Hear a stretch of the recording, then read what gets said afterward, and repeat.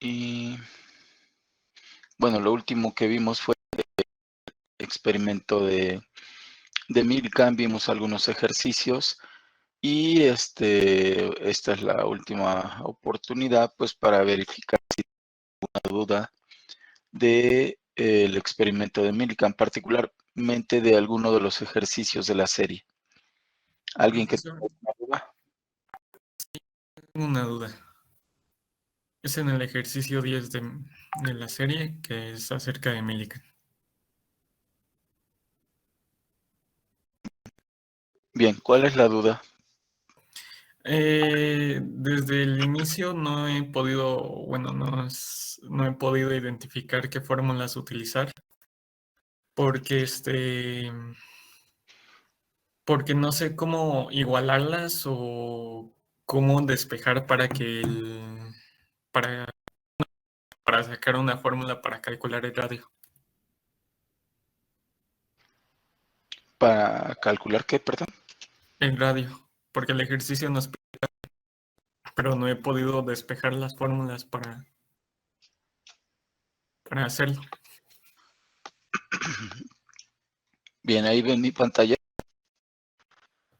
Sí. Bueno, en el ejercicio 10 vamos a ver.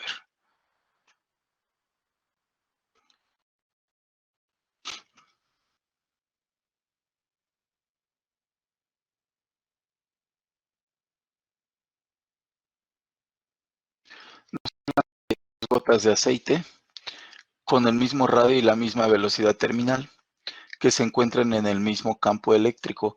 Así que, pues si nosotros queremos resolver este ejercicio, al ir anotando los datos debemos de considerar pues que se trata de dos gotas, tanto hay que ir anotando cuáles son los parámetros que se conocen de estas gotas. Bien, vamos a ver.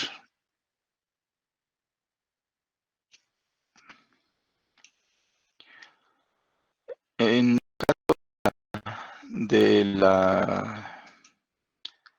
las gotas, nos dicen que se tiene el mismo radio, ¿sí? Entonces, pues sería conveniente aquí poner que el radio 1 es igual al radio 2.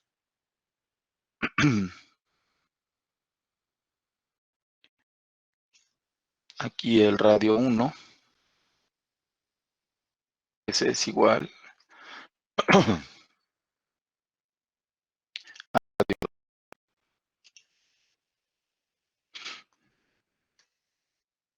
¿Sí? Pero no solamente tienen eso en común, sino que también nos dicen que tienen la misma velocidad terminal. Entonces, hay que buscar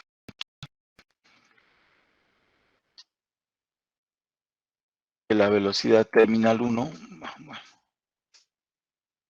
la velocidad terminal 1 es igual a la velocidad terminal 2. Hay que ir anotando todos y cada uno de los datos, ¿sí? Bueno, lo voy a poner mejor acá. Los dos tienen la misma velocidad terminal. La velocidad 1 es igual a la velocidad 2.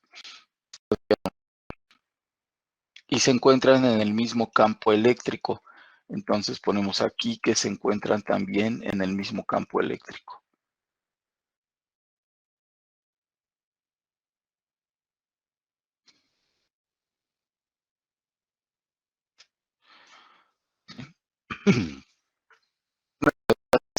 Y la otra desciende. Entonces una de las gotas está en ascenso y la otra está en descenso, ¿sí? Además, si la fuerza eléctrica que se ejerce sobre la gota en descenso es entonces vamos a hablar aquí que la gota en descenso es la gota 1 según lo que nos... ¿sí? La fuerza eléctrica que se ejerce sobre la gota en ascenso es esta.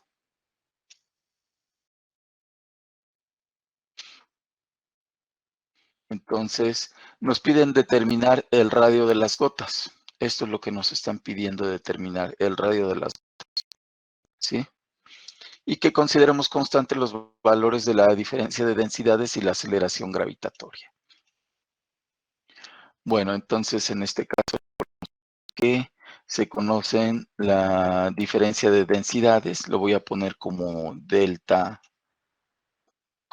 rho. La diferencia de densidades pues se conoce. Y también se conoce la aceleración gravitatoria.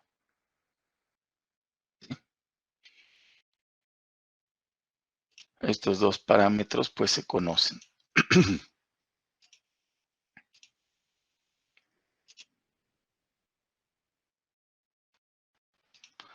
Listo. Ahora bien,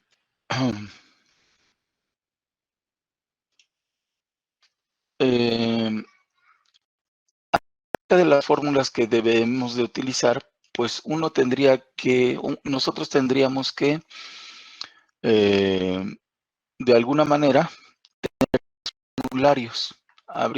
Deberíamos de tener dos formularios para poder identificar claramente cuáles son los parámetros que corresponden a una de las gotas y cuáles son los que corresponden a la otra gota. ¿Sí queda claro, jóvenes? Aquí yo tengo la ventaja de que puedo tener varios formularios, pero ustedes tendrían que hacerlo en uno solo. O bueno, no sé si lo quieren hacer en varios. Pero vamos a ver el formulario de Millikan.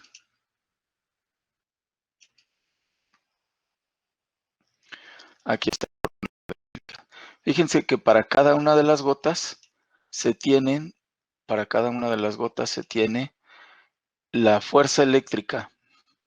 La fuerza eléctrica porque es muy fácil obtener la fuerza eléctrica de la gota en ascenso. Simplemente hay que multiplicar por 7. ¿Sí queda claro? Jóvenes. Sí, profesor. Entonces aquí, si quieren, le ponemos, esto sería igual a 7 multiplica a este valor. Me dicen cuál es ese resultado.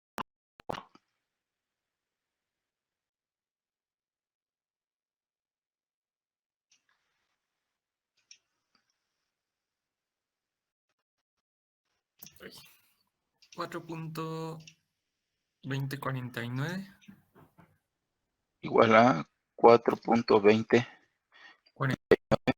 por 10 a la menos 11. por 10 a la menos 11 newtons.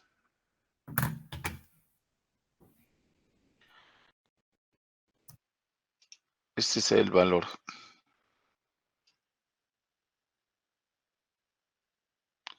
Entonces tenemos las dos fuerzas eléctricas. Tenemos que la velocidad es la misma, el campo eléctrico es el mismo, la diferencia de densidades y la aceleración gravitatoria. ¿Sí? Pero hay algo más. Bueno, hay varias cosas que considerar, ¿no? Sin embargo, pues vamos a los formularios. Aquí tenemos una vez el formulario. Si una de las gotas está en ascenso y la otra en descenso, pues ya nos podremos olvidar de las gotas de la gota en caída libre, lo podemos omitir. Podemos hablar que la gota no lo vamos a tomar en cuenta y nos quedaríamos con estas expresiones. De estas expresiones también podemos omitir esta porque corresponde al equilibrio donde se manejan diferentes fuerzas y no tenemos ninguna de esas fuerzas, tampoco nos piden alguna de esas fuerzas, así es que no tiene caso. Igual para estas que tenemos aquí, dado que no tenemos las fuerzas, ¿sí? Y estas también. Podríamos quedarnos con la hipótesis de Millikan y, no es cierto, estas no necesariamente.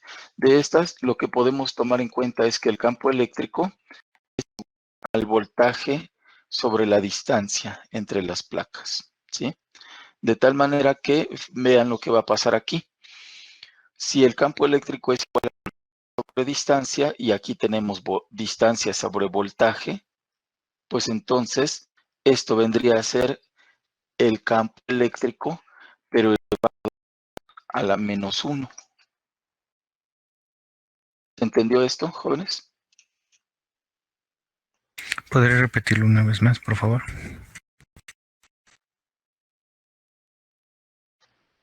Sí lo puedo repetir, jóvenes, no tengo ningún problema, pero es algo de álgebra básica. Si el campo eléctrico es igual a voltaje sobre distancia, y aquí tengo distancia sobre voltaje, pues quiere decir que esto es el inverso del campo eléctrico.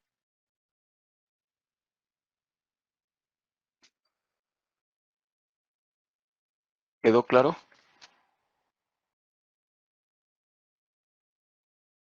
Sí, profesor. Lo que está aquí es ni más ni menos que la fuerza eléctrica. Esto es la fuerza. A ver, lo voy a ver otra vez. Si se dan cuenta, perdón, la fuerza eléctrica, la fuerza de fricción. 6pi por la, por la viscosidad, por la velocidad. 6pi por R por la viscosidad, por la terminal, es la fuerza de fricción. Es la fuerza de fricción. Entonces, esto que tenemos aquí es la fuerza de fricción.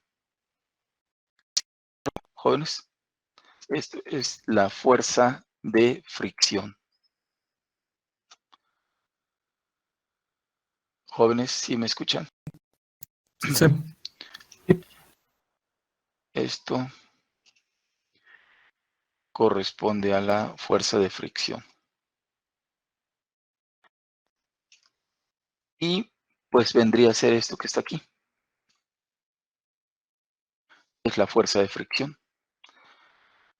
Pero además, este campo eléctrico a -1, que equivale a 1 sobre E,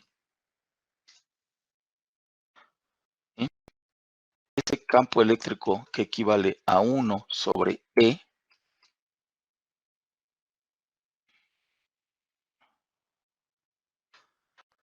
podemos pasar multiplicando, ¿sí? Lo quito de acá y va a quedar multiplicando aquí. Quedaría multiplicando a la carga. ¿Sí están de acuerdo, jóvenes? Sí, profe. Por cierto, ¿sí se ven bien los números o se ven borrosos? Y se ven bien, Un profe. poco borrosos, pero... ¿Sí? Se ven un poco borrosos. Un poco borrosos. Bueno, el campo eléctrico, repito, que está 1 sobre E, lo puedo pasar multiplicando y quedaría multiplicando a la carga, ¿sí? Quedaría multiplicando a la carga eléctrica. Y entonces, vean que esto que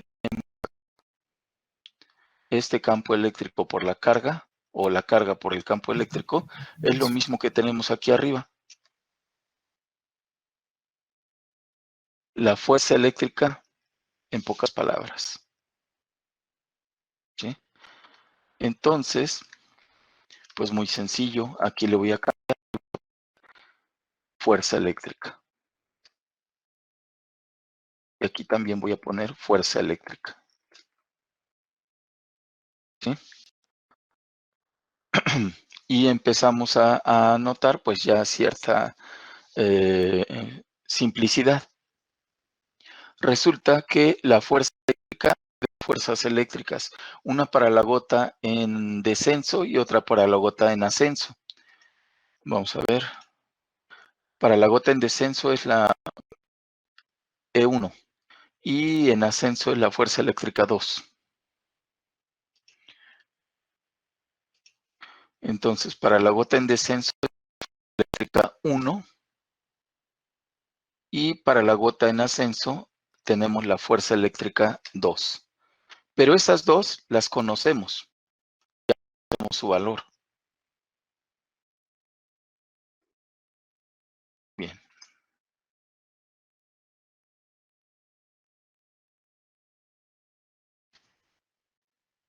Ya conocemos el valor de estas fuerzas eléctricas. ¿Sí? ¿Están de acuerdo? Sí, profesor. ¿Jóvenes?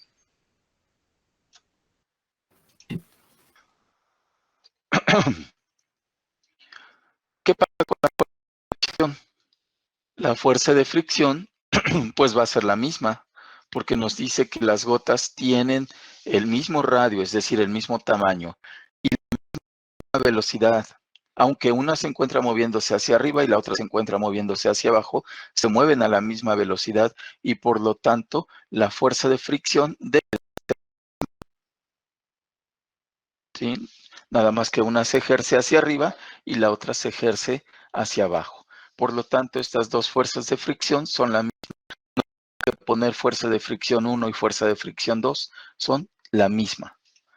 Bueno, pues ya teniendo esto en cuenta, si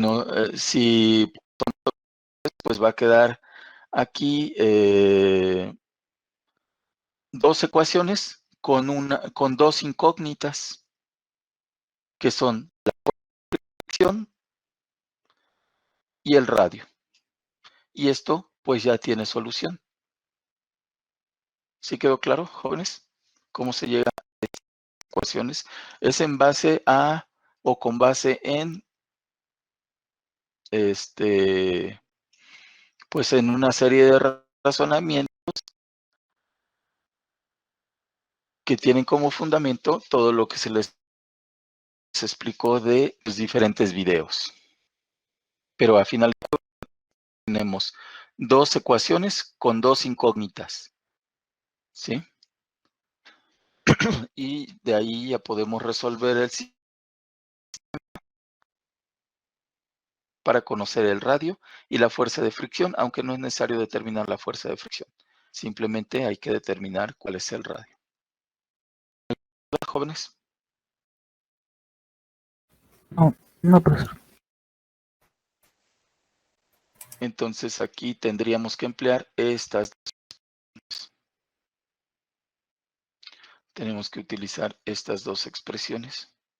Hoy empezó a hacer cosas raras esto.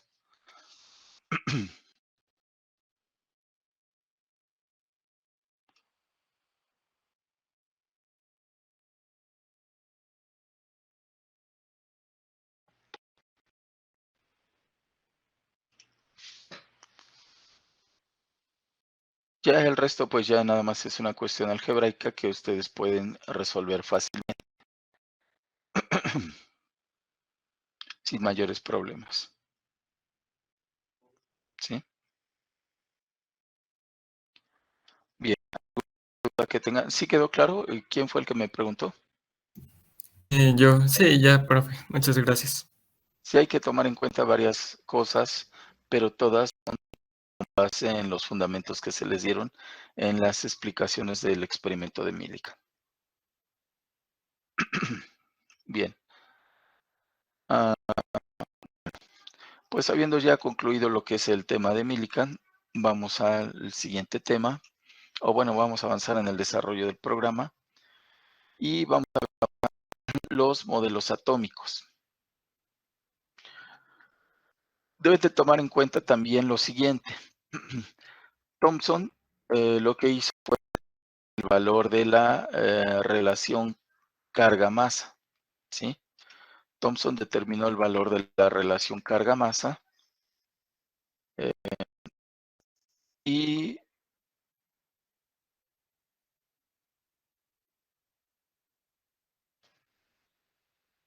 Thomson determinó el valor de la masa, ¿sí? Pero Millikan determina el valor de la carga del electrón. En otras palabras, hacer el valor de la carga del electrón, ¿sí? Que es de 1.60217 por 10 a la menos 19 coulombs. ¿Sí? Como ya previamente el valor de la relación carga-masa, que es 1.75883 por 10 a la 11. ¿Está bien así?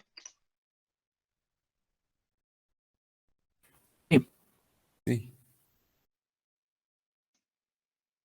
Bueno, pues muy fácil, podríamos conocer el valor de la masa del electrón. ¿Cuál sería el valor de la masa del electrón? Ya tomando en cuenta estos dos valores. Ya conocemos la carga sobre la masa y conocemos la carga. ¿Cuál sería el valor de la masa?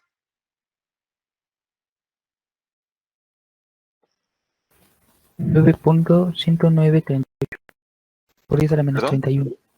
9.109.38 por 10 a la menos 31. 31 kilogramos. ¿Sí? 9.10938 por 10 a la menos 31 kilogramos. No sé si este sea el valor que viene en... no. Sí viene en los formularios, ¿no? El valor de la masa del electrón. ¿Sí? ¿Sí es este valor? ¿O no hicieron la operación y me dijeron ese valor? Sí, ese es el que viene. Sí, sí, Este sí. es el que viene, pero es el que se obtiene con esta operación. Ah, no, yo le di el valor que estaba en el formulario.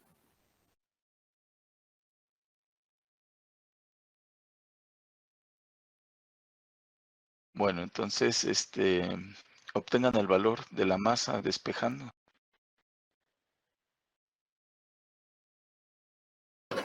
Sale casi lo mismo. Sí. Sale 9.109.29.42.47 por 10. 109.20, ¿qué? 109.29.42. 29.42. Bueno, este es el valor que obtendríamos nosotros. Sin embargo, en la actualidad, valores más precisos para la carga masa y la carga del electrón nos permiten tener aquí el valor de 3. ¿Sí? Y hay otros dígitos, pero generalmente se deja hasta ahí. Bueno, el caso es que Thomson determina el valor de la relación carga-masa, determina el valor de la carga y por lo tanto pues ya se puede conocer el valor de la masa de los electrones. Esto es lo que se tiene hasta el momento. Y de ahí pues, nosotros vamos a ver los diferentes modelos atómicos. Empezaremos con el modelo atómico de Thomson, ya no hablaremos del de Dalton, del modelo atómico de Thomson. Tomando en cuenta que Thomson había establecido que los electrones, esas partículas negativas que catódicos, están presentes en todos los elementos porque forman parte constituyente de la materia, pues él propone su modelo atómico en el cual él considera que los átomos son una masa cargada positivamente, ¿sí? De hecho, considera que son esféricos y que es una masa positivamente y que tiene incrustados a los electrones que tienen pues la carga negativa, ¿sí? Este modelo atómico, aunque fue aceptado en su momento, había que ponerlo a prueba, había que verificar la validez de este modelo atómico. Y habían, digamos, diferentes experimentos que permitían poner a prueba este modelo atómico. El más exitoso de ellos fue el experimento realizado en 1909 por Geiger y Marsen, trabajando bajo la guía de Ernest Rutherford. Realizaron un experimento en el cual bombardeaban una lámina de oro muy delgada con un haz de partículas alfa. ¿Qué son las partículas alfa? Que los elementos radiactivos se descomponían en partículas alfa, partículas beta y partículas gamma. Y habíamos dicho que las partículas alfa pues, cargadas positivamente. Entonces, lo que hicieron fue bombardear con esas partículas alfa cargadas positivamente, se bombardeó una lámina de oro para comprobar la validez del modelo atómico de Thomson. Lo que supuso Rutherford, que si el modelo atómico era correcto, un haz de partículas alfa desviaría muy poco, o se desviaría muy poco al atravesar de una lámina muy delgada de oro. ¿Por qué? Porque en el modelo atómico de Thomson, la carga eléctrica positiva está difusa en todo el átomo. Imaginemos un átomo como este que tenemos acá. No sé si alcanzan a ver los puntos negros. Bueno, esos puntos negros son los electrones. Entonces, un átomo como este, si tiene 1, 2, 3, 4, 5, 6, 7 y 8 electrones, y es un átomo neutro, repito, si es un átomo neutro y tiene 8 electrones, la carga eléctrica negativa corresponde a 8 veces la carga eléctrica fundamental. 8 veces la carga del electrón. Pero su carga eléctrica positiva sería también 8 veces la carga eléctrica fundamental, 8 veces la carga del electrón. Porque debe de haber igual número de carga positiva que de carga negativa. Sin embargo, lo interesante es que la carga negativa está concentrada en 8 puntos. Pero la carga positiva está dispersa, está en todo el volumen del átomo. ¿Se entiende esto? Sí. Jóvenes. De esta manera, si nosotros hacemos incidir sobre el átomo una partícula cargada positivamente, esa partícula cargada positivamente vamos a suponer que viene del lado izquierdo. Esa partícula positiva, en el momento en que llega aquí, cerca del átomo, va a sentir una fuerza de repulsión. ¿Sí? Va a sentir una fuerza de repulsión porque si la partícula es positiva y el átomo es positivo, pues va a existir una fuerza de repulsión, pero no va a ser lo suficientemente fuerte como para frenarla en su totalidad o para rebotar, no, sino que va a atravesar el átomo.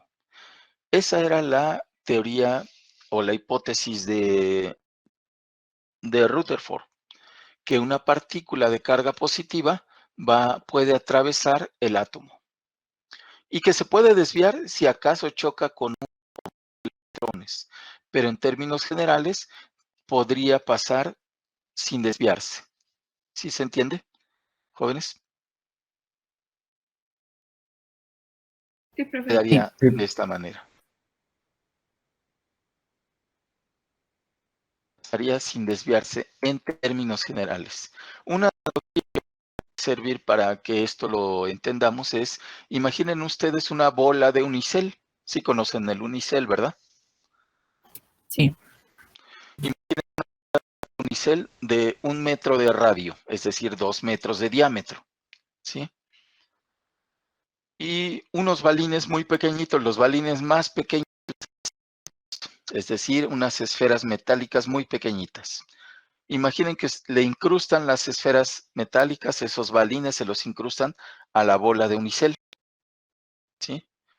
La masa de la bola de unicel está muy difusa, pero la masa de los balines está muy concentrada.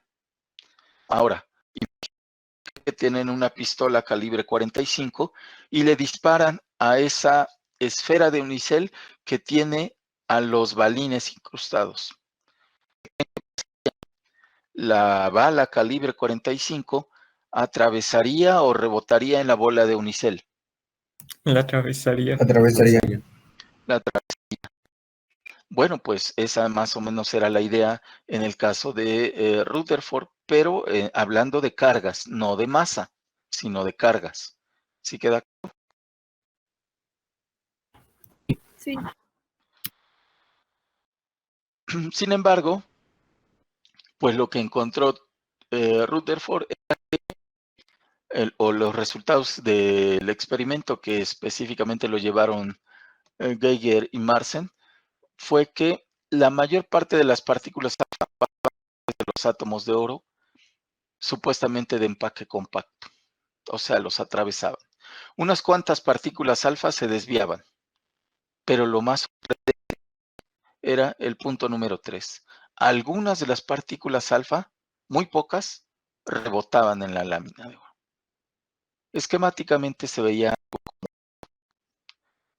Aquí tenemos el emisor de partículas alfa. Aquí tenemos el emisor de partículas alfa. Inciden sobre la lámina de oro.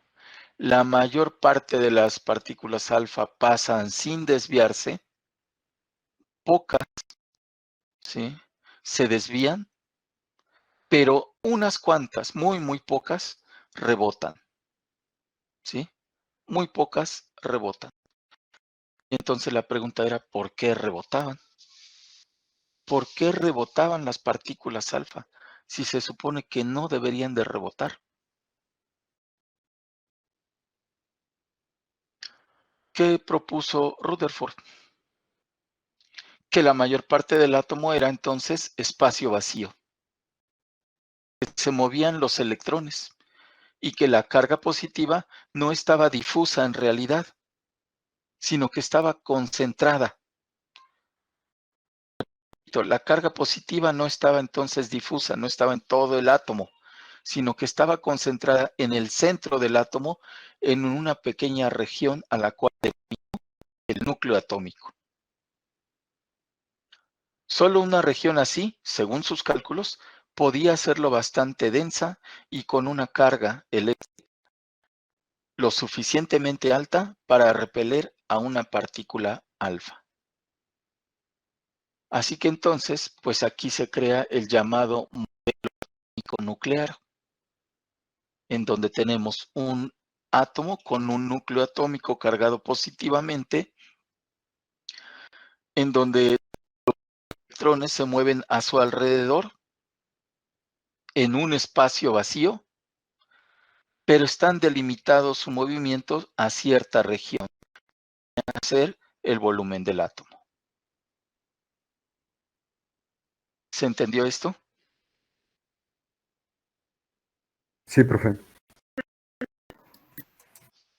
Ahora, ¿por qué se desviaban a algunas partículas alfa y por qué otras incluso rebotaban, aunque la mayor atravesaba la lámina de oro? Bueno, pues lo podemos ver aquí en este dibujo. La mayor parte de las partículas, sin desviarse,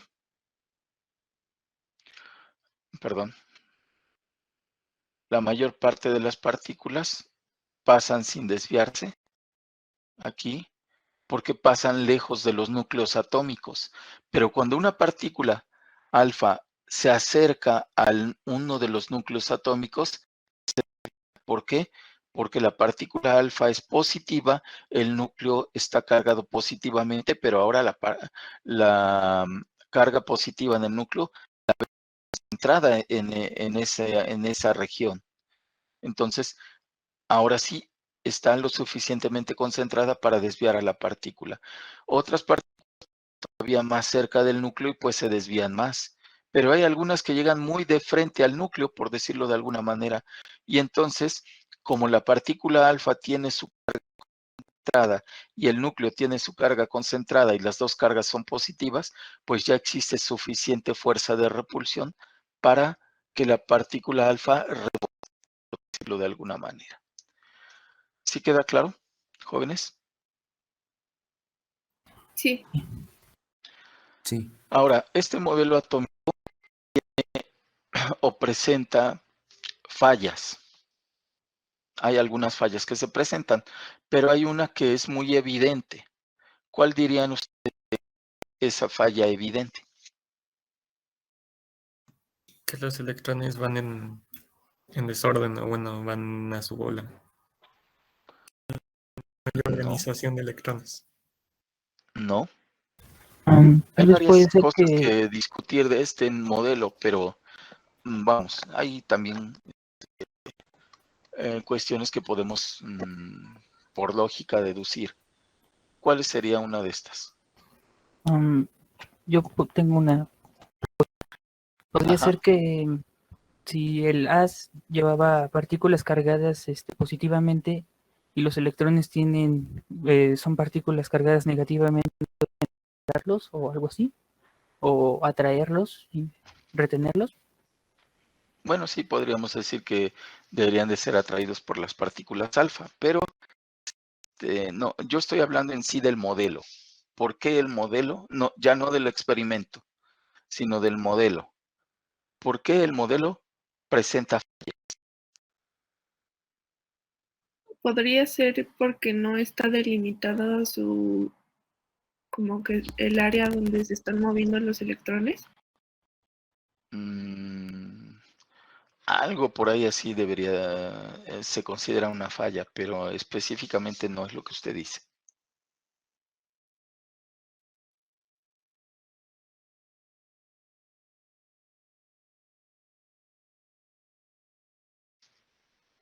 Jóvenes, si siguen, personas participan.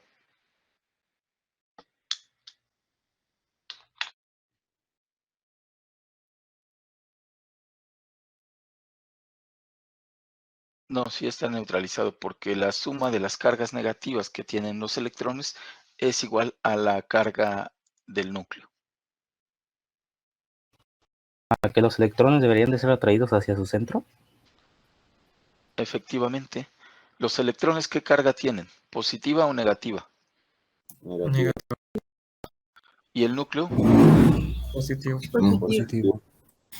Entonces debería de atraer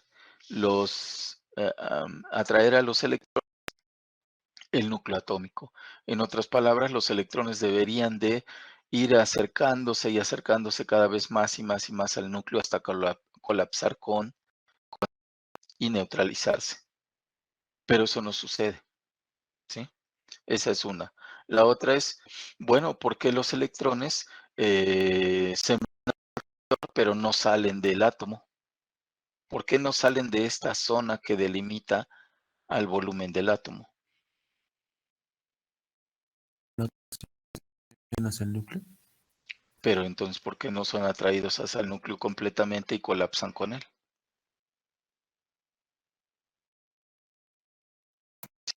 Tal vez puede Si lo ser son, porque el núcleo está más cargado que los átomos. En ese caso los atraería más. no, como Ujú. sí, obviamente el núcleo, la carga del núcleo es mayor que la carga de un electrón, pero es igual a la carga de todos los electrones. Pero los atrae. Es que es eh, muy digno de tomar en cuenta el hecho de que pues el electrón tiene carga negativa, el núcleo tiene carga positiva, una fuerza de atracción entre ellos. Lo normal sería que el electrón eventualmente, al cabo de cierto tiempo, colapsara con el núcleo.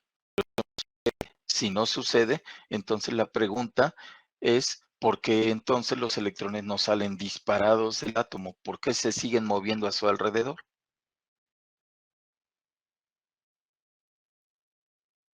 Uno podría decir, pues se encuentran en una zona de equilibrio. Ahí se encuentran moviéndose a su alrededor. Otra de las situaciones. Uno podría decir, se encuentran en una zona tal que la fuerza por parte del núcleo es igual a la fuerza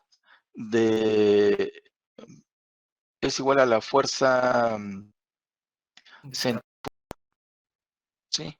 Y están en equilibrio. Uno podría decir, se encuentran moviéndose en cierta región. Sí, pero deben de tener energía. ¿Quién les está suministrando la energía? Los fotones. Porque si ustedes le agarran una pelota o una piedra o un objeto y lo amarran a una cuerda y lo hacen girar, esto no sigue girando indefinidamente si ustedes no le siguen suministrando energía. Entonces, ¿qué es lo que le suministra energía a estos electrones? Los fotones, ¿no? Los fotones, es decir, la luz. Pero ¿y si apagamos la luz?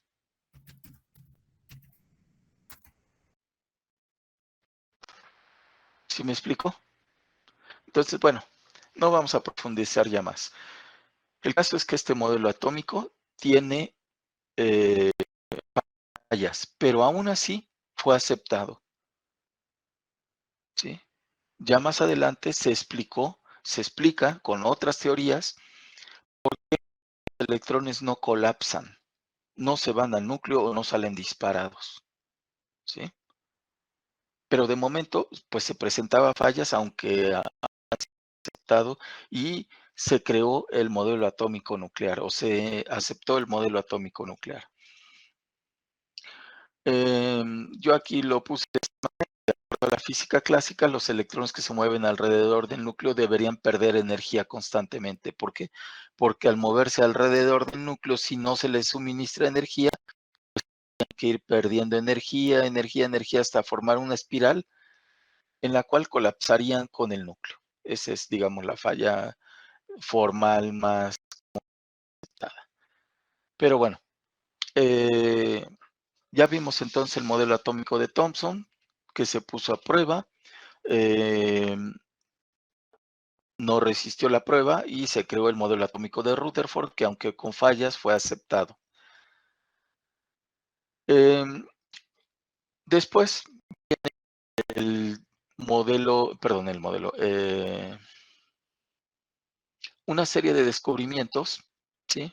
Después de que se descubrió la carga del electrón, pues empezó a buscar la partícula positiva fundamental.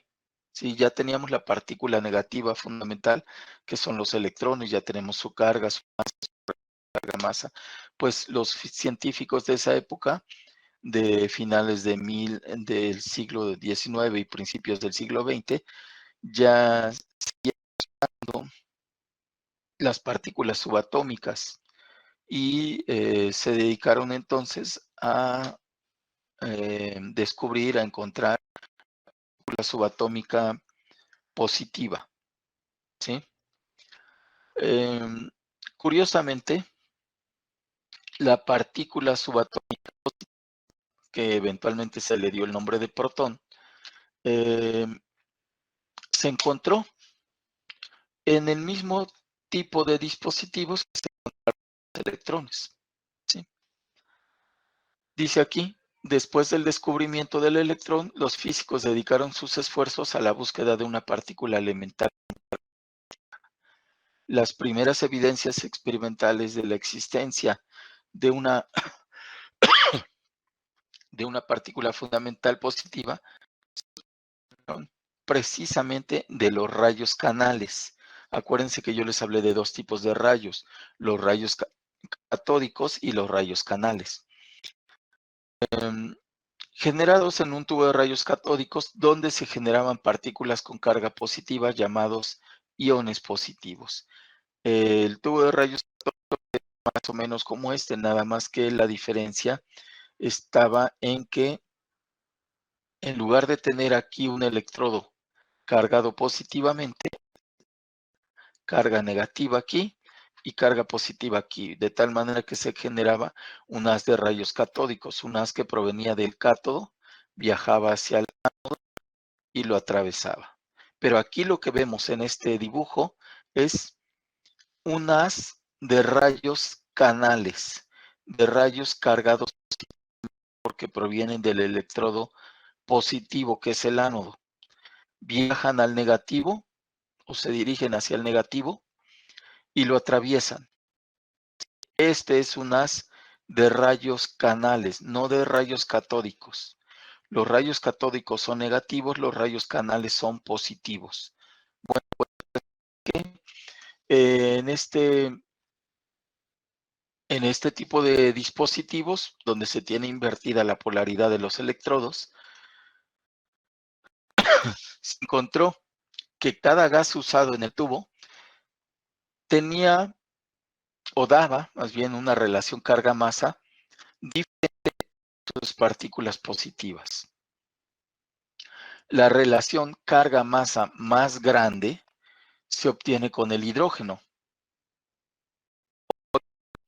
Si la relación carga-masa más grande se obtiene con el hidrógeno, pues el hidrógeno va a tener las partículas más pequeñas. ¿Por qué? Porque para que este cociente sea el más grande, la masa debe de ser la más pequeña. Entonces, repito, la carga masa más grande se obtiene con el hidrógeno, lo que indica que el hidrógeno proporciona las partículas positivas con la masa más pequeña conocida hasta ese entonces. Y en 1919, Rutherford consideró que esas partículas positivas de hidrógeno eran las partículas fundamentales positiva que andaban buscando, y les llamó protones, de una palabra griega que significa el primario o el primero. Otros experimentos permitieron conocer la masa del protón, que actualmente se maneja como 1.6726 por 10 a la menos 27 kilogramos. Y la carga del protón pues debe de ser igual a la carga del electrón, nada más que positiva. ¿Sí? Así es como se llega al descubrimiento del protón. Ya no vamos a ver fórmulas ahí porque recuerden que el experimento de Thomson o las fórmulas del electrón se aplican tanto a partículas positivas como a partículas negativas que atraviesen un campo magnético. ¿Se entendió cómo se llegó a al descubrimiento de los protones?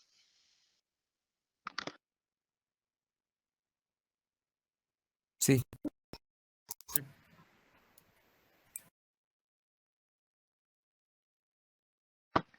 Bien, entonces, en conclusión, muy similar o un dispositivo muy similar al de los rayos catódicos, se cambia la polaridad de los electrones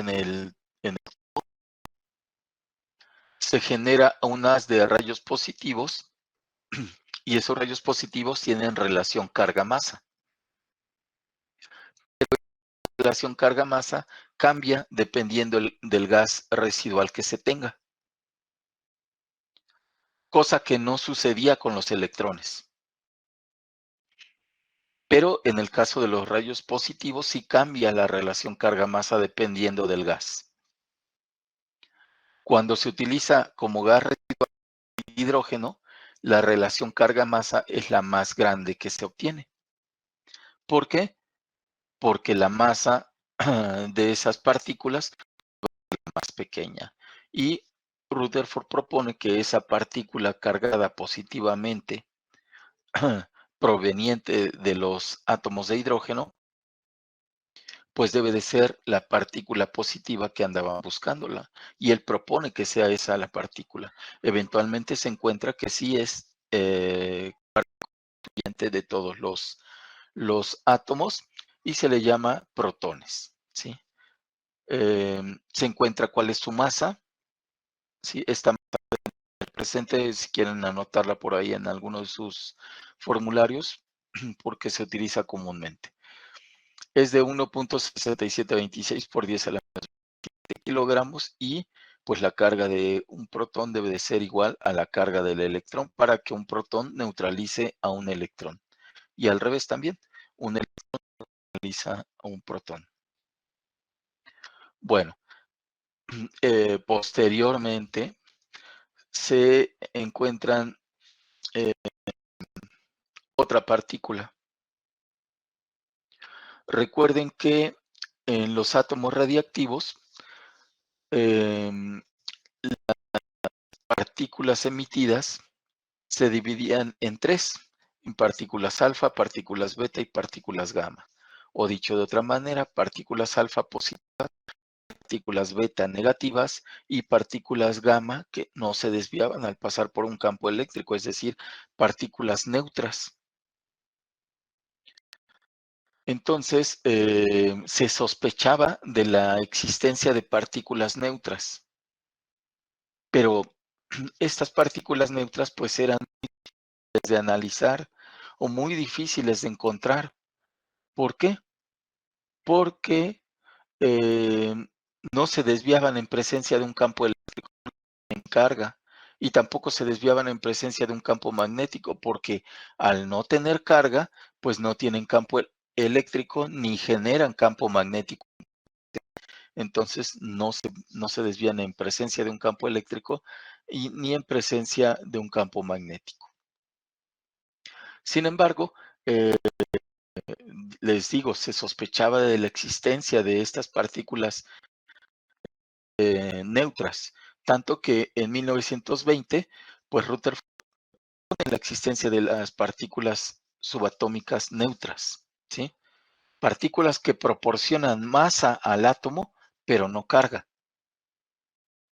Les digo, pues era difícil detectarlas. No fue que hasta en 1932 el físico inglés James Chadwick realizó un experimento en el cual bombardeó una lámina delgada de berilio con partículas alfa y el metal emitió radiación, ¿sí?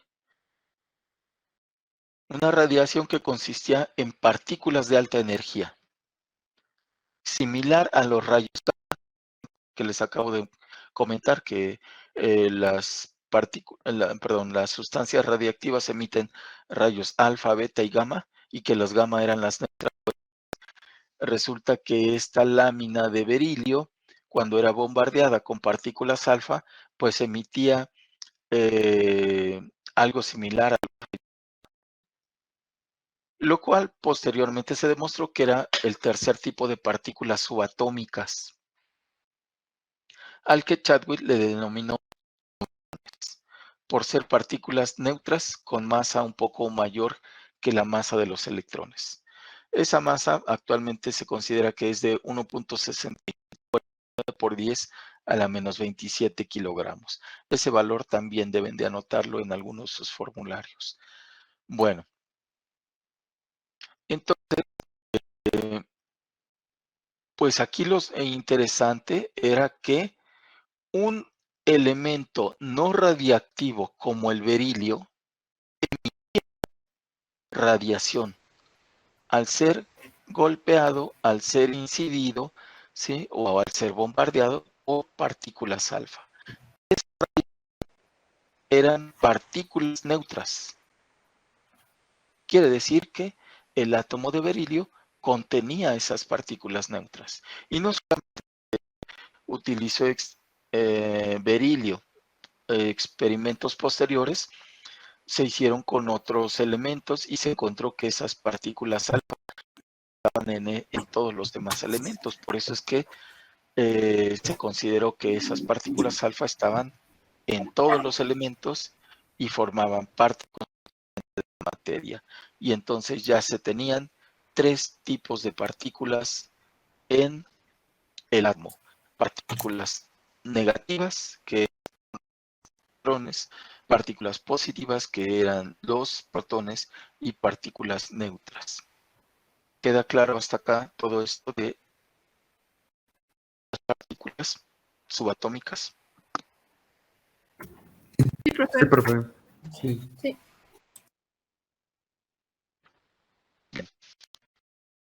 Bueno, pues entonces, a partir de esto, se propone que en el modelo atómico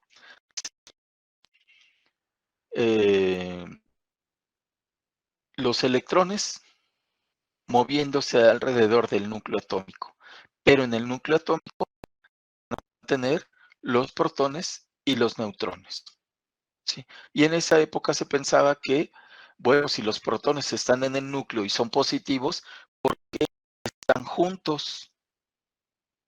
Si deberían de repelerse.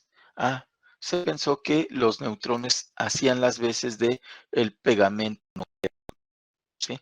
Actualmente se sabe que los protones se mantienen unidos por fuerzas nucleares débiles y fuertes, pero para esa época de 1930, pues se consideraba que los neutrones eran básicamente lo que mantenía unidos a los protones.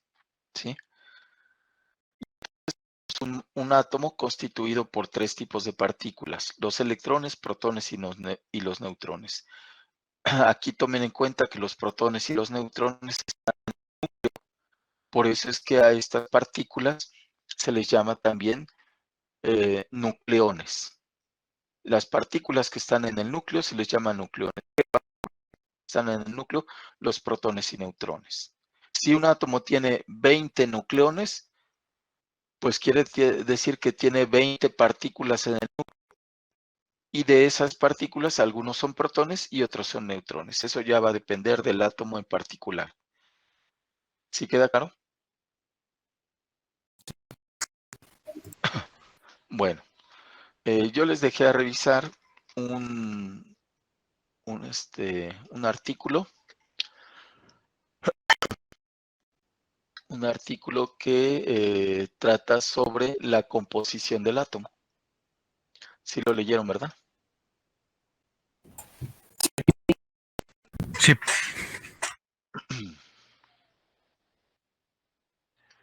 Bien.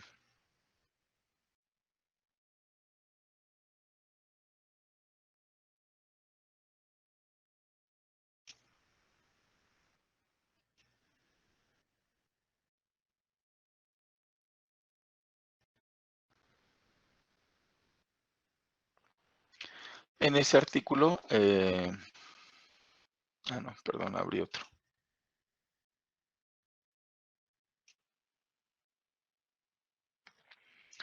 En ese artículo tenemos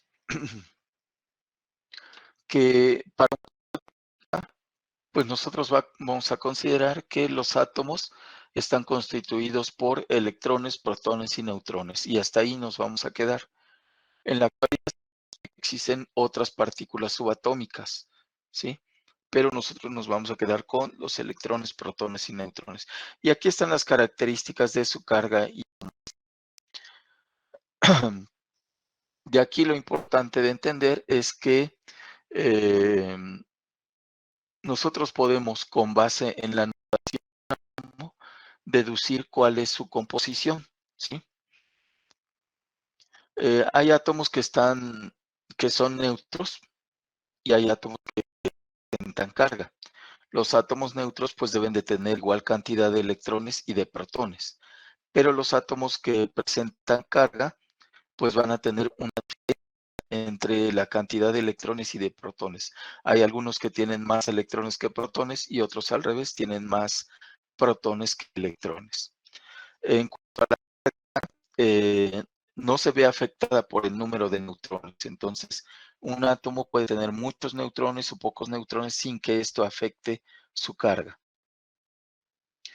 Y aquí tenemos nosotros algunos ejemplos de estas situaciones en donde se maneja este tipo de notación, ¿sí? Se tiene el símbolo del elemento, que viene a ser la letra E en este caso, el número atómico, que es el número de protones, denotado con la letra E, el número de masa, que corresponde al número de nucleones, es decir, de partículas en el núcleo, y que se denota con la letra A. Nucleones es la suma de los protones y de los neutrones. Y finalmente, pues se tiene la carga que pone en la parte superior derecha. Aquí lo tenemos denotado con la letra X, de tal manera que si X es igual a 2 y la carga es positiva, pues tendremos cargas positivas o 3 cargas negativas, etcétera. Eso quiere decir que el átomo presenta carga y hay una diferencia entre electrones y protones. ¿Sí? Aquí nos dicen, bueno, si un átomo presenta 10 electrones y 13 protones, junto con 14 neutrones, podemos decir que si tiene 13 protones, su número atómico es 13 y por lo tanto estamos hablando del átomo de aluminio. ¿Sí? Entonces, este lo deben de tomar muy en cuenta. Y funciona al derecho y al revés. ¿A qué me refiero? Que si tiene 13 protones, su atómico es 13 y corresponde al aluminio. Pero también podríamos decir, el aluminio tiene número atómico 13 y por lo tanto tiene 13 protones. ¿Entendió esto? Sí. Jóvenes. Sí, profe. Ok.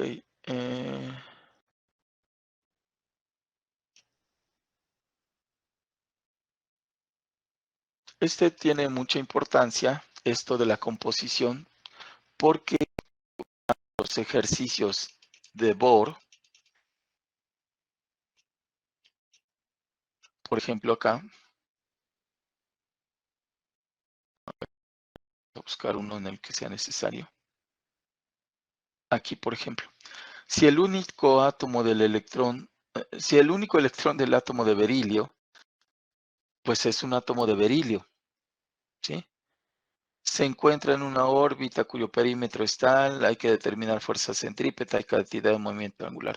Pero porque con el solo hecho de que me hayan dicho que es un átomo de berilio, pues yo debo de tomar de ahí un valor. ¿Qué valor? Su número atómico. Hay que tomar en cuenta su número atómico. Aquí el número atómico del berilio, ¿cuál sería?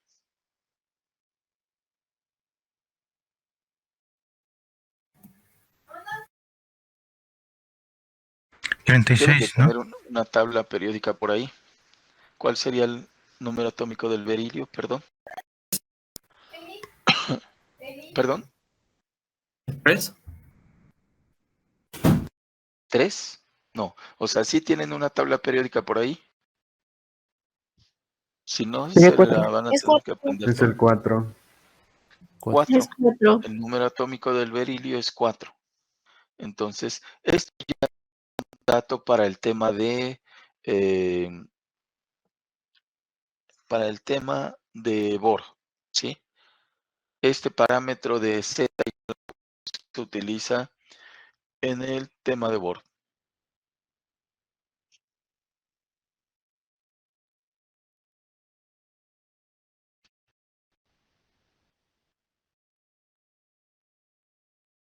Aquí está el formulario y miren, ahí está el dato que acabamos de ver. Número atómico y número atómico. En casi todas las expresiones está el número atómico. Entonces, pues si a nosotros nos dicen su número atómico es 4.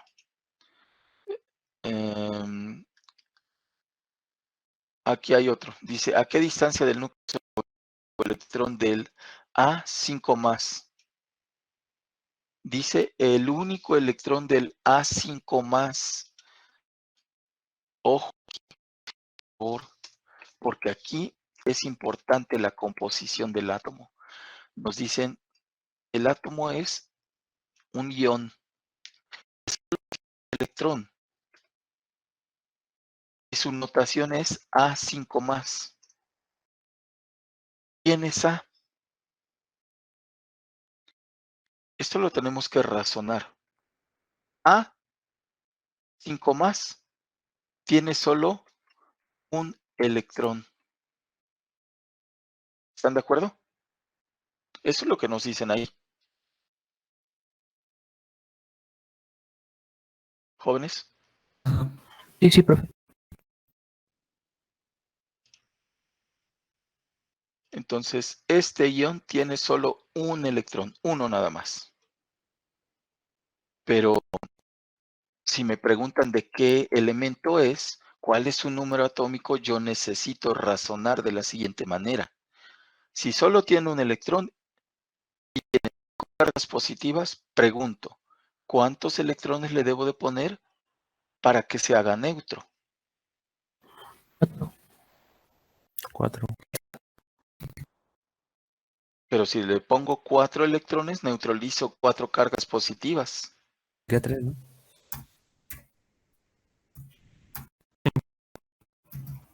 A ver, no podemos estar adivinando. A ver, es una cuestión de razonarlo nada más. Tiene un electrón y tiene 5 cargas positivas. ¿Cuántos protones tiene? Lo voy a... Tiene un electrón nada más y tiene 5 cargas positivas. ¿Cuántos protones tiene? Ocampo, Alarcón.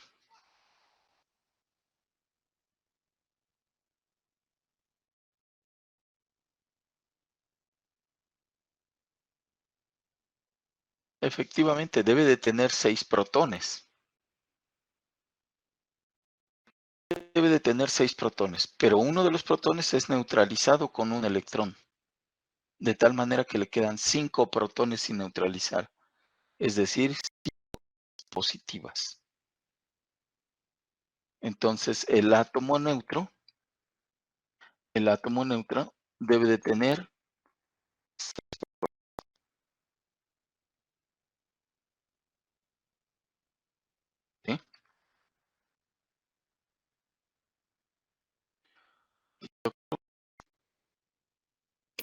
Sí, Sí. Sí,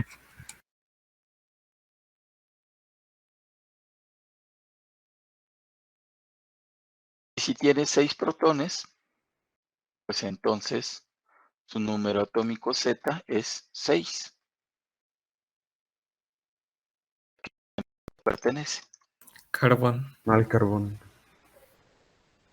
al elemento carbono. Pero aquí lo importante es esto, que a partir de este tipo de notación nosotros obtuvimos el número atómico.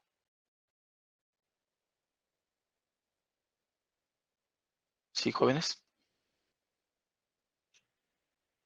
sí. Sí, profe. Aquí pues no tiene mayor problema, es titanio, simplemente vamos a la tabla periódica y vemos cuál es su número atómico y listo. Pero bueno, hay algunos otros ejercicios en los cuales sí podría considerarse la composición de los átomos. A ver.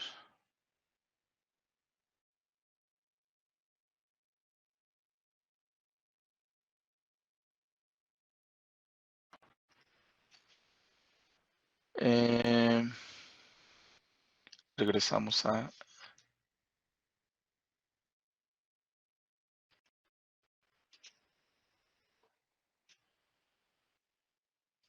esto.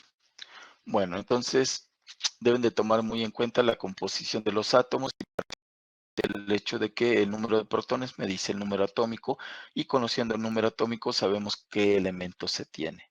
Al revés también, sabiendo el elemento, cuál es su número atómico y por lo tanto podemos determinar el número de protones. La suma de protones y neutrones debe de dar como resultado el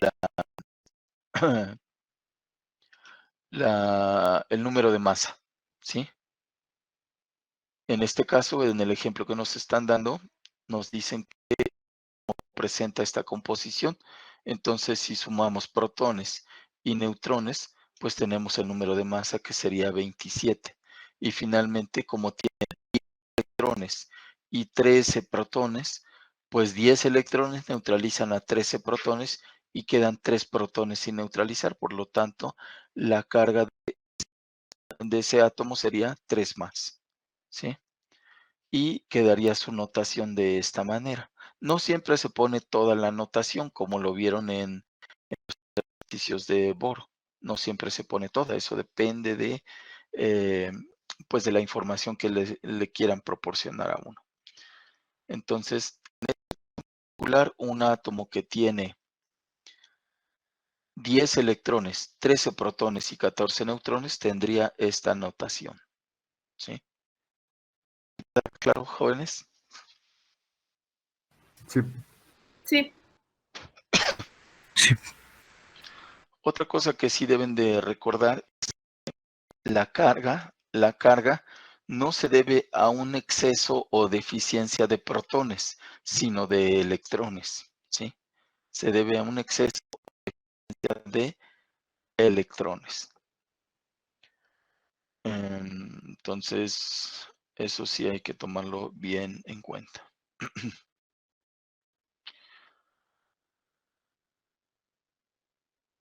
Bien. ¿Alguna duda que tuvieran acerca de este artículo, jóvenes?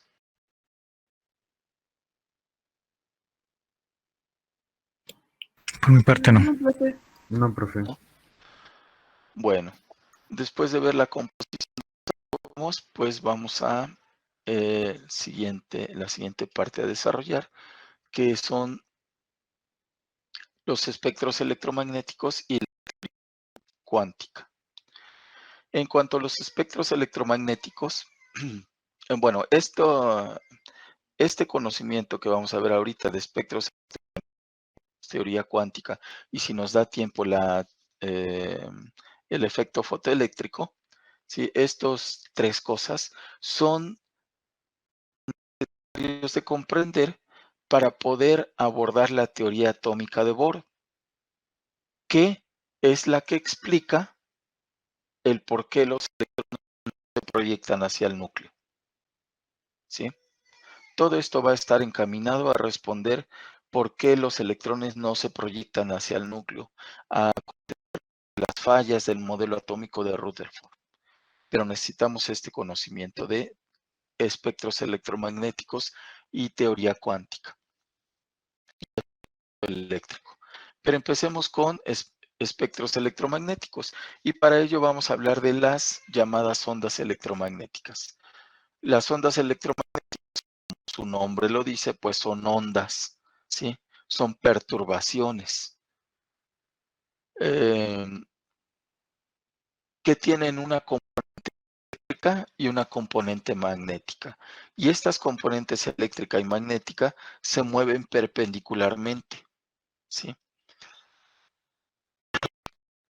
Cuando el campo magnético aumenta o disminuye, el campo eléctrico también va aumentando o disminuyendo. Y eso crea una onda conocida como onda electromagnética, que se mueve en dirección perpendicular al campo eléctrico y al campo magnético. Aquí lo podemos ver en este que está aquí a la derecha. El campo eléctrico se mueve, si el campo eléctrico se mueve hacia arriba, el campo magnético se mueve hacia la izquierda y la se movería de frente hacia nosotros, ¿sí? Se estaría moviendo hacia nosotros. Esa es la naturaleza de las ondas electromagnéticas. Y resulta que las ondas electromagnéticas son las que constituyen a la luz blanca, ¿sí? O dicho de otra manera, la luz blanca constituida por ondas electromagnéticas de diferentes longitudes de onda. Pero estas ondas electromagnéticas que constituyen a la luz blanca pueden ordenar, ¿sí? Cuando pasan a través de un prisma. De tal manera que si yo tengo aquí un prisma, sobre el prisma una luz blanca, esta luz blanca, que está constituida por ondas electromagnéticas, se ordena, por decirlo de alguna manera, en ondas electromagnéticas de diferentes colores, es decir, de diferentes longitudes de onda. Esto que tenemos a la derecha es lo que se conoce como espectro continuo de emisión, ¿sí? ¿Por qué continuo? Porque no le falta ningún color, por decirlo de momento, de esa manera. No le falta ningún color, ninguna de las tonalidades de los diferentes colores, ¿sí? Sin embargo, lo curioso se presenta cuando la luz blanca, antes de llegar al prisma, pasa por alguna zona donde existan átomos de hidrógeno. Si pasa por esa zona donde existen átomos de hidrógeno y llega al prisma, en el momento en que se descompone, ya no se tiene un espectro continuo, sino que se tiene un espectro de esta forma, donde le faltan algunas franjas, algunos colores, es decir, algunas ondas electromagnéticas. ¿Qué pasó con esas ondas electromagnéticas? Pues lo lógico sería pensar que el átomo de hidrógeno las absorbió, ¿sí? Así que podemos decir, los átomos absorben ondas electromagnéticas. Esto que tenemos aquí a la derecha es lo que se conoce como el espectro discontinuo de absorción. ¿Por qué? Porque el átomo de hidrógeno absorbió ondas electromagnéticas. Pero lo más curioso viene a continuación. Resulta que en el tubo de rayos catódicos generaba un haz luminoso. Sí.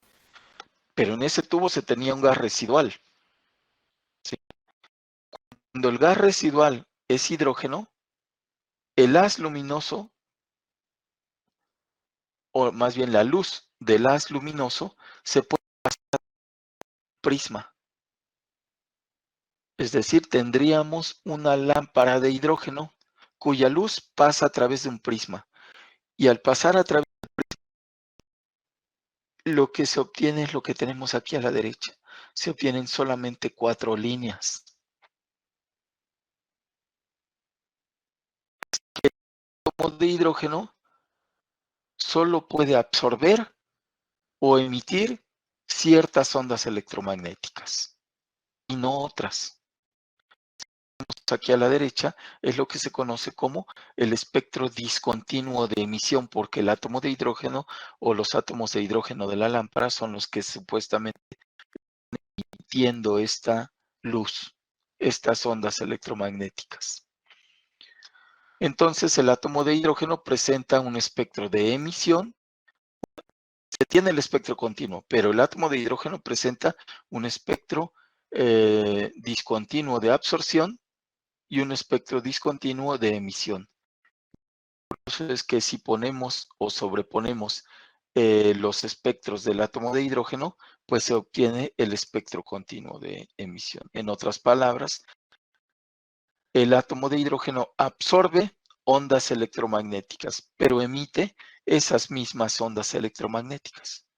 En conclusión, el átomo de hidrógeno absorbe o emite solo ciertas ondas electromagnéticas. Y no solamente el átomo de hidrógeno, sino que cada átomo presenta un espectro de absorción característico. Cada átomo de los diferentes elementos presenta o absorbe o emite ciertas ondas electromagnéticas y no otras. Y eso nos da patrones de absorción o de emisión. Aquí les estoy presentando los de emisión, pero cada átomo tiene un patrón característico de absorción o de emisión, ¿sí? Y no lo tiene ningún otro átomo.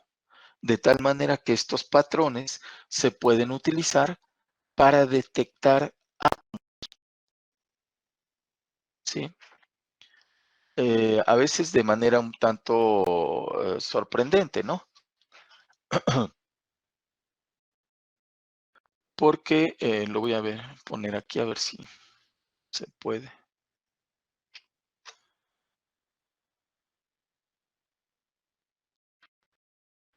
Esto se utiliza en la actualidad y se utiliza, aunque no lo crean, en astronomía para determinar la composición de celestes. Si llega la luz de una estrella lejana y la hacemos pasar a través de un prisma, podemos encontrar patrones que corresponden a diferentes elementos. Y entonces diríamos, pues esa estrella contiene tales y tales. Y no solamente para estrellas, sino para cuerpos celestes que no tienen luz propia. Por ejemplo, imaginen ustedes que tenemos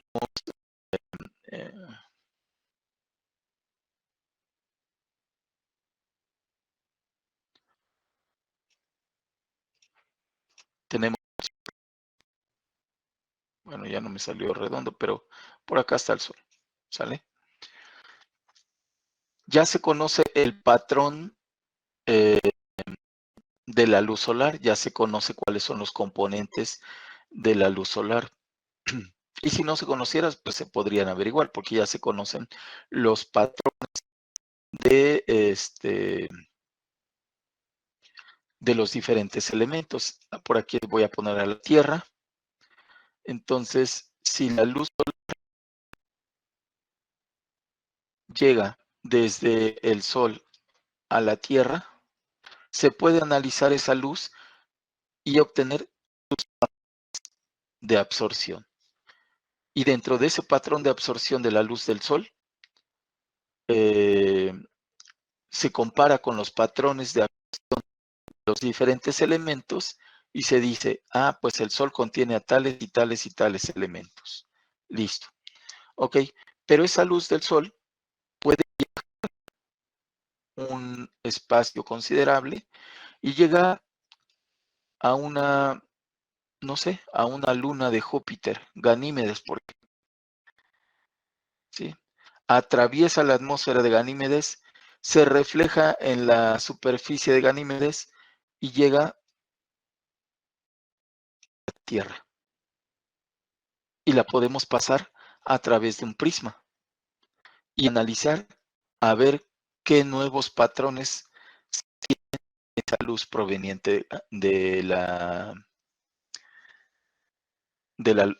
luna. ¿Sí? Y entonces diríamos, en Ganímedes constituida por tales y tales elementos. ¿Se entendió, jóvenes? Sí, profe. Sí, profe. Bueno, pues así se puede analizar la luz proveniente de diferentes estrellas, no solamente del Sol. Como ya se tienen los patrones característicos de diferentes elementos, simplemente se compara cuáles son las ondas electromagnéticas, cuáles son los elementos que están en una estrella y también se pueden analizar otros cuerpos celestes. ¿Alguna duda, jóvenes?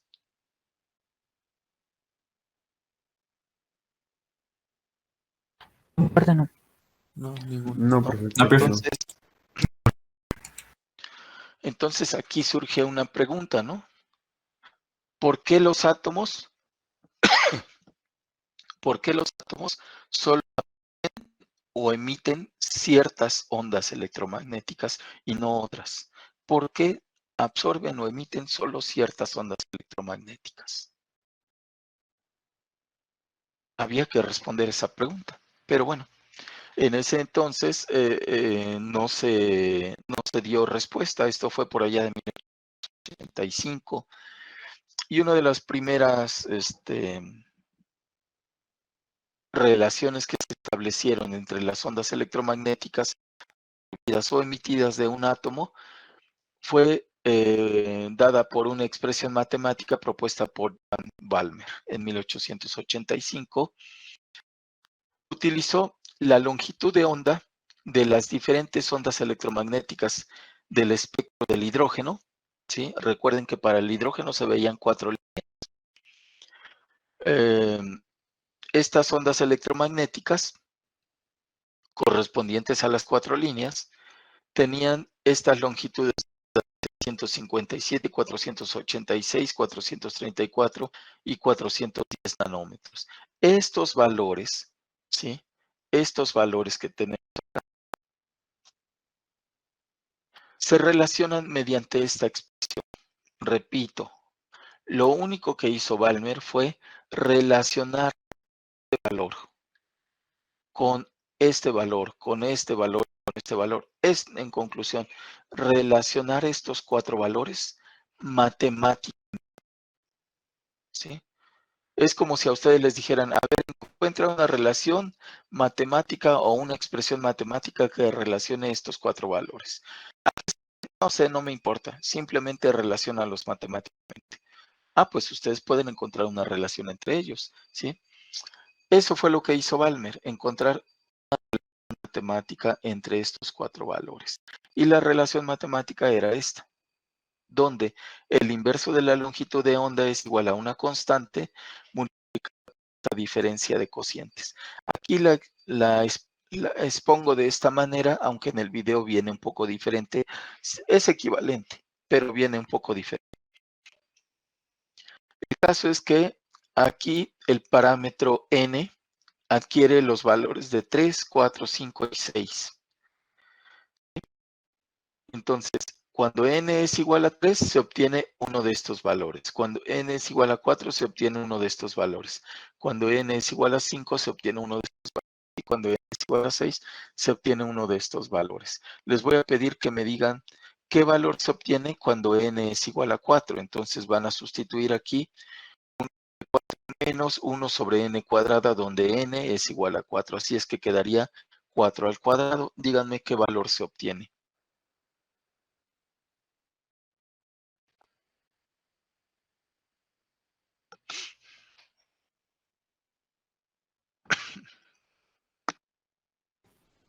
Estoy viendo la pantalla, entonces no veo la expresión de la constante. Sí, igual yo.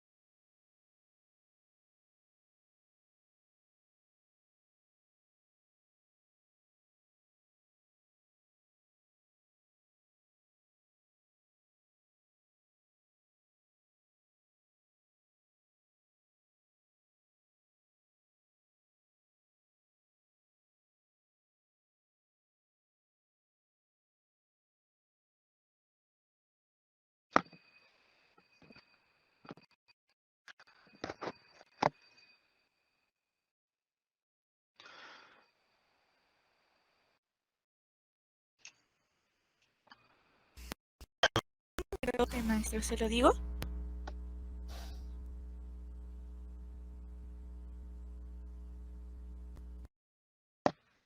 Sí, permíteme.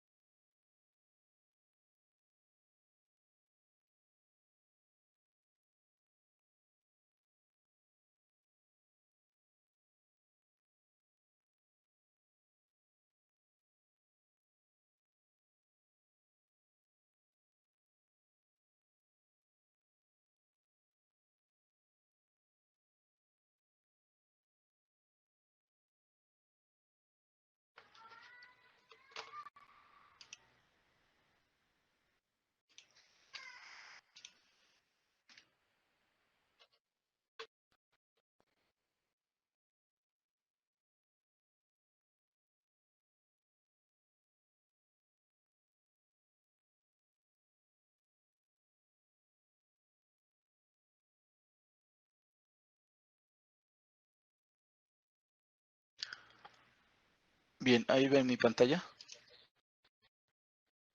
Sí, profe. Sí, profe. Ahí se ven mejor los números.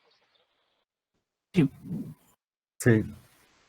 Sí, ya les había dicho en alguna otra ocasión que ya bien me avisaran, pero si lo dejan hasta el final, parece ser que estoy hablando pues en balde. No, es que se pone borroso, pero es raro. Pues sí, pero avísenme Sí. en ese momento. Ya mi laptop, en términos generales bien, pero a veces se satura el sistema.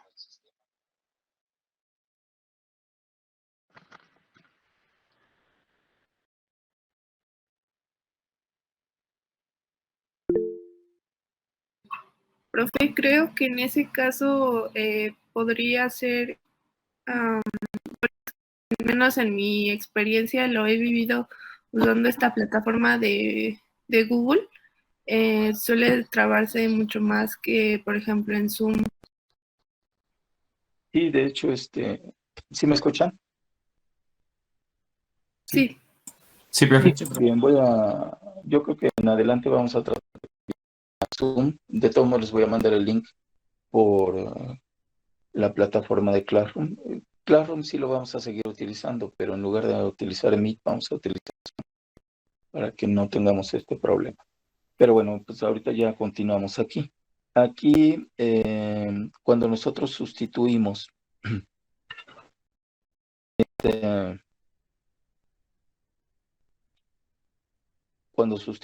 en esta ecuación n igual a 4, ¿qué se obtiene como resultado? Lambda para n igual a 4.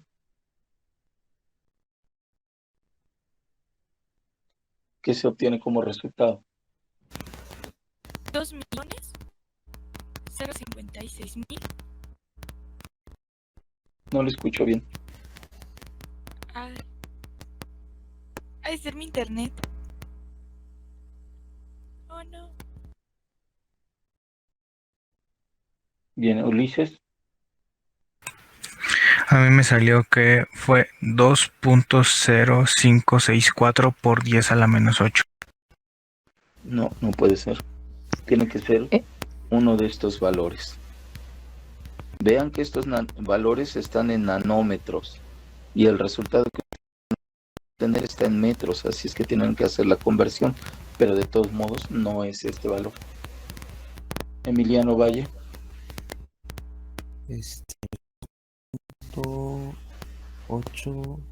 86 por 10 a la menos 7. 4.86 por 10 a la que. 4.8601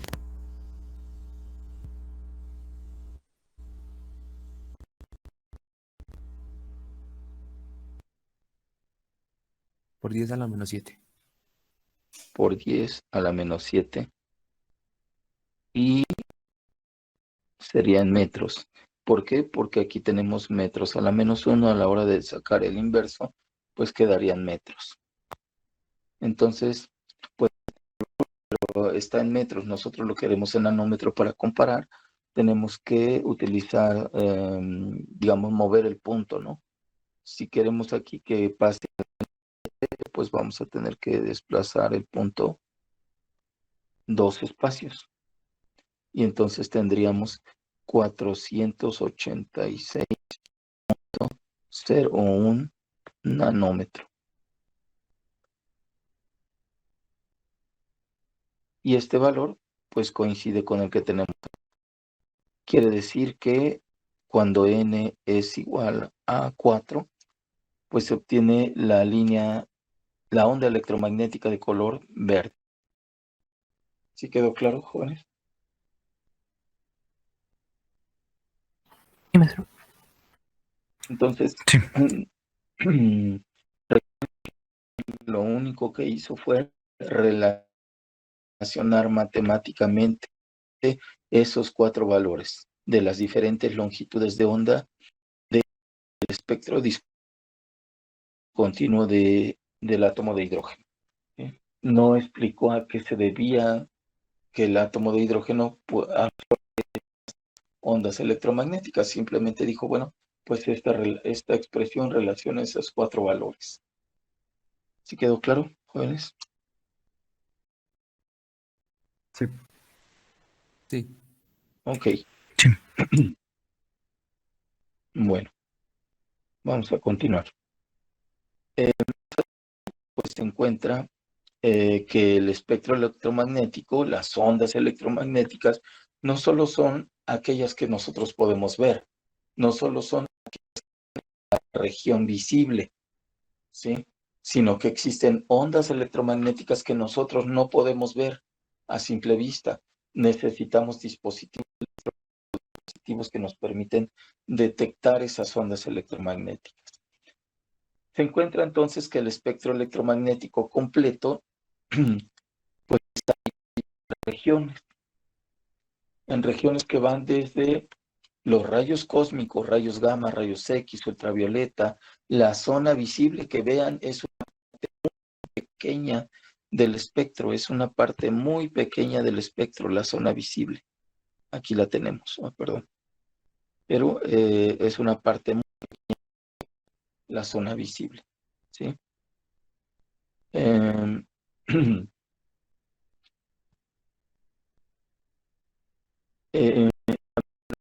Del infrarrojo, la zona de las microondas, las ondas de radio y las ondas de frecuencia extremadamente baja. Nosotros nada más podemos ver una pequeña de todo el espectro, ¿sí? Bueno, pues así como existen ondas electromagnéticas que no podemos ver a la derecha y a la izquierda de la región visible, pues resulta que los átomos no solamente absorben ondas electromagnéticas en la región visible, sino que también absorben ondas electromagnéticas en la región del infrarrojo, de los rayos ultravioleta, de los rayos X, de las microondas, etc. El átomo de hidrógeno también, no por el hecho de que nosotros vimos que el átomo de hidrógeno 4 líneas, nos vamos a quedar solamente con esas 4 líneas, ¿no? El átomo de hidrógeno absorbe en todas las demás regiones. Y si pudiéramos ver las ondas electromagnéticas, para el átomo de hidrógeno serían todas estas. Entonces, nosotros nada más vemos las que están en la zona que es más o menos por acá. Y decimos, pues el átomo de hidrógeno solo absorbe o emite 4 ondas electromagnéticas, pero no absorbe en la región del ultravioleta y en la región del infrarrojo y más allá. ¿Sí queda claro, jóvenes? Sí. Sí. Ok. Bueno, pues en 1888, después de Balmer, Johann Rieder propuso una ecuación que relaciona todas las líneas del átomo de hidrógeno en la espectro. Esta es la ecuación de Rieder, ¿sí? En donde se tiene el valor de una constante, que es prácticamente el valor de la constante que utilizaba. Pero se tienen 2 parámetros. En este caso se tienen 2 parámetros. Se tiene el parámetro N1 y el parámetro N2. Y para estos parámetros se tienen diferentes valores, ¿sí? El valor de N1 va de 1, 2, 3, 4, 5, 6, 7, etc. Pero el valor de N2 siempre es mayor que N1. Así que si N1 vale 1, N2 empieza sus valores a partir de 2. Si N1 vale 2, si N1 vale 2, N2 empieza sus valores a partir de 3, 4, 5 y 6, etc. Y así sucesivamente. Si N1 vale 4, pues N2 vale 7, 8. Y hay más valores, por eso se ponen puntos decimales. Puntos ahí. Entonces se tienen N1 vale 1, diferentes valores para N2. Y con esos diferentes valores de N2, pues se obtienen diferentes líneas, diferentes longitudes de onda para diferentes líneas, es decir, para diferentes ondas electromagnéticas. De tal manera que se tiene una serie que se conoce como la serie de Lyman, donde N1 es igual a 1, una serie de líneas donde N1 es igual a 2, que es la llamada serie de Balmer, y así sucesivamente. Esos nombres de Lyman, Paschen, Brackett y Faun se asignaron, pues, de acuerdo a los científicos que fueron detectando esas líneas. Bien. Recordemos que esto es lo que se refiere a espectros y que viene en particular explicado en uno de los videos para las líneas de emisión o de hidrógeno. Bien, ¿hay alguna duda con respecto a estos espectros, jóvenes? De mi parte no. No, de No. mi parte no. No. Tampoco. Entonces, con los espectros se encuentra que los átomos solamente absorben o emiten ciertas ondas y no otras. Y también se encuentra que el espectro, pues, contiene muchas más regiones que solo la región visible, ¿sí? Pero no se responde por qué los átomos solo absorben o emiten ciertas ondas electromagnéticas. Hablemos ahora de teoría cuántica. Esto es muy sencillo, muy rápido. Solo debemos recordar que una onda, como las ondas electromagnéticas, o como cualquier onda, una onda o una ola en el mar, que también es una onda, es una perturbación que se propaga a través de diferentes medios. La electromagnética pues se propaga a través del vacío, pero lo importante de esto, lo más importante, es que transportan energía. Una onda sonora transporta energía. Una onda electromagnética transporta energía. Es más, una ola transporta energía. Se ponen cerca, se meten unos cuantos metros al mar y llega una ola, no se quedan quietos, se mueven, porque la ola tiene fuerza sobre ustedes. Y esa fuerza pues es debida a una cierta cantidad de energía. Entonces, en conclusión, las ondas transportan energía. Aquí lo que tenemos es una representación, pues, ¿ustedes dirían que esto es una onda? ¿Sí o no? ¿Esto me representaría a una onda? Sí. Bueno, pues en el sentido estricto, esto no me representa a una onda, estrictamente hablando. Y esto me representa a una, ¿La dos, frecuencia? 3 y 4 ondas. Estos son 4 ondas. Son 4 ondas. Esto parece ser una nimiedad, pero en realidad lo debemos de entender así, ¿sí? Y cada onda pues tiene una cierta longitud de onda. Se mueve, tiene una cierta frecuencia y se mueve a velocidad. Estas características de velocidad, frecuencia y longitud de onda se relacionan entre sí mediante una expresión en la cual la velocidad es igual a la longitud de la onda por la frecuencia, ¿sí? Como las ondas electromagnéticas se mueven a la velocidad de la luz, pues le vamos a cambiar la literal ahí. En vez de utilizar una V minúscula, vamos a utilizar que es la que utilizamos comúnmente para representar la velocidad de la luz. Bueno, pues estas son las características de una onda electromagnética.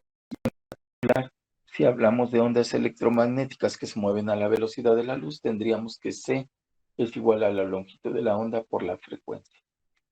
Pero hablando de energía, en 1900, Max Planck propone que la energía que transporta es directamente proporcional a su frecuencia. Si queremos quitar ese símbolo de proporcionalidad, necesitamos involucrar una constante. Actualmente esa constante se denota con la letra H, de tal manera que la energía va a ser igual a la constante H por la frecuencia de la onda. Actualmente la constante H se conoce como la constante de Planck.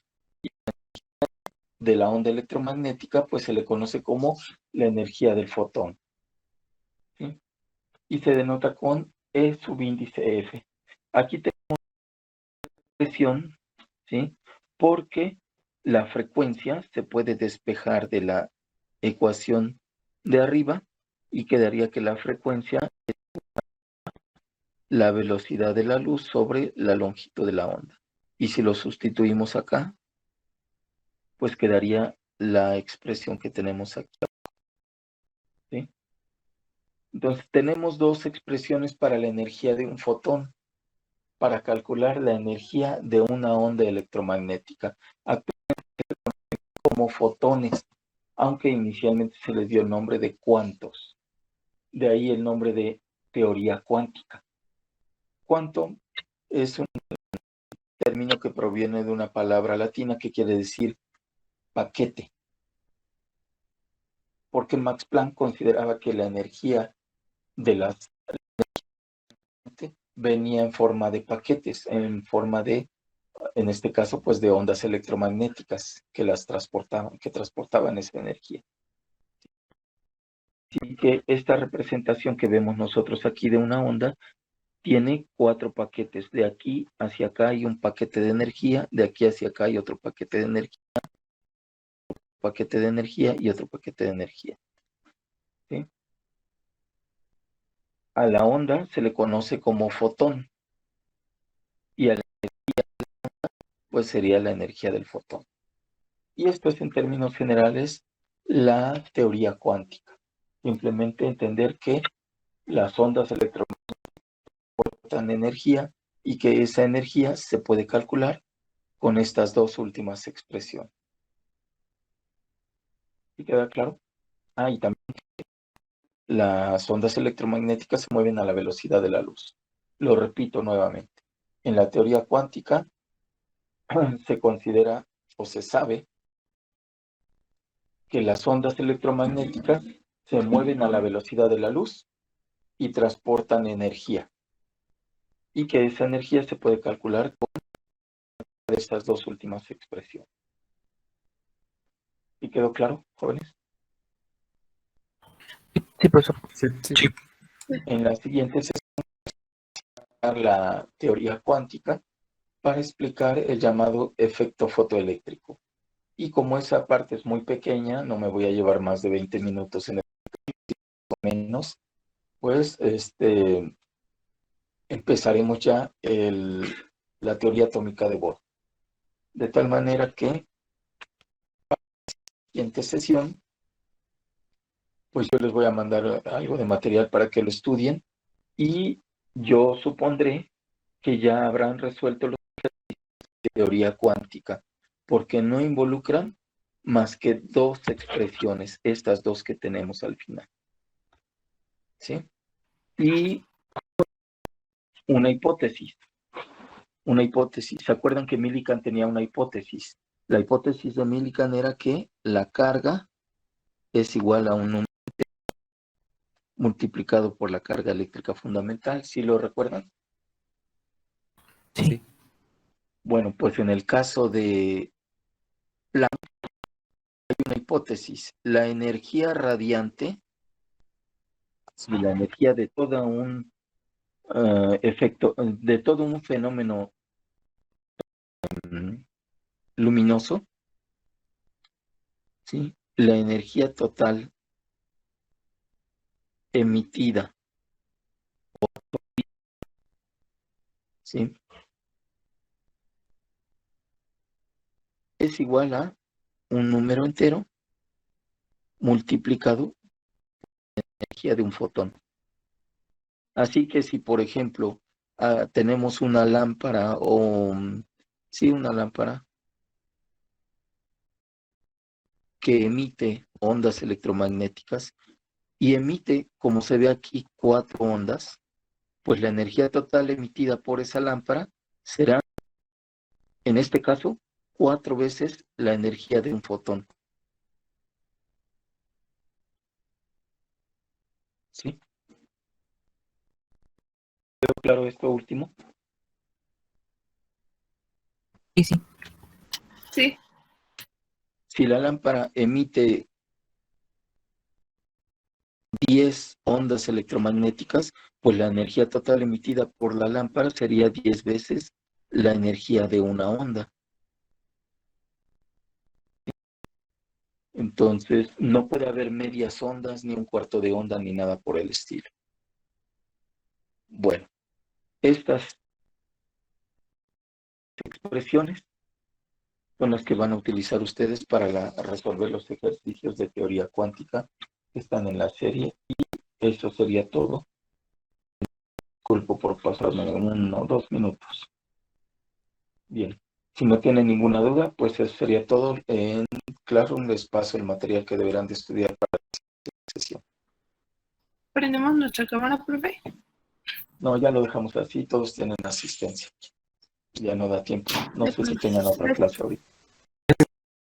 Hasta luego. de acuerdo, buen día. Gracias, profe.